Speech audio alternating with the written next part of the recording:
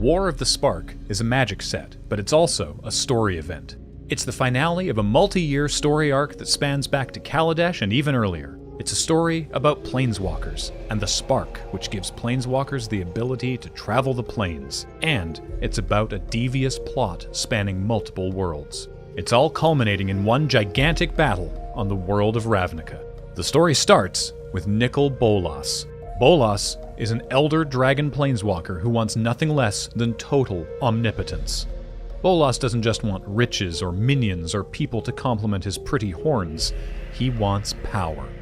Power beyond gods, beyond planeswalkers, beyond everything. He wants to be the most powerful being in the multiverse, and he's been plotting to achieve exactly that. Decades ago, Bolas's grand ambition hit a snag during the time spiral block. Huge, awful time rifts were threatening to rip the multiverse apart, so a group of planeswalkers came together on Dominaria to stop the rifts. And they succeeded. The Great Mending sealed the time rifts, but also had a side effect. The mending altered the nature of the planeswalker spark. All planeswalkers, including Nicol Bolas, became mortal for the first time. Their godlike powers became limited, giving rise to a new generation of planeswalkers who were people rather than deities. Nicol Bolas was infuriated. Good guys giving up their power to save the world? So annoying! But Bolas is nothing if not cunning and patient. He vowed to find a way to restore himself to his former glory and anoint himself the ruler of everything. And he's found a way. Deep in the annals of Dominarian history, he discovered an ancient spell of incredible power, the Elder Spell. The Elder Spell grants its caster unlimited power, but at a terrible price. What is that price? You'll find out in a minute. Bolas has been busy over the last few years. Let's take a look at each world and see how Nicol Bolas has been working towards his goal. On Kaladesh, the world of invention, we found Bolas's minion Tezzeret up to no good. Tezzeret perfected a technology called the Planar Bridge, which would allow him to transport large amounts of non-living matter from one world to another. The Gatewatch thought they destroyed the Planar Bridge, but we discovered later that Tezzeret had actually implanted the power of the Planar Bridge into himself. So from Kaladesh, we know that Bolas got himself one Planar Bridge. The Gatewatch followed the clues to the plane of Amonkhet, where they discovered an entire city-state devoted to worshipping Bolas as their god pharaoh. The good news was they found and destroyed Razaketh, one of Liliana's last demons. Bad news was, Bolas had turned the world of Amonkhet into his personal training ground. Amonkhet's greatest warriors became the Eternals, a vast, unstoppable army of the undead. So from Amonkhet, we know that Bolas has one army of Eternals ready and waiting. After confronting Bolas, the heroes lost badly and were sent reeling across the multiverse. Jace ended up marooned on the world of Ixalan, without his memories and unable to planeswalk away. He found that all the world's factions were racing to find an ancient golden city, and he and Vraska found that the key to the city's power was an artifact called the Immortal Sun. The Immortal Sun was the same force that kept planeswalkers from being able to leave the plane. As Jace and Vraska located the Immortal Sun, Tezzeret appeared and used the power of the Planar Bridge to whisk it away before they could claim or destroy it. So from Ixalan, we know that Bolas now controls one Immortal Sun. The Planeswalkers of the Gatewatch had been through a lot of failures, but they knew they had to be powerful enough to confront Bolas again.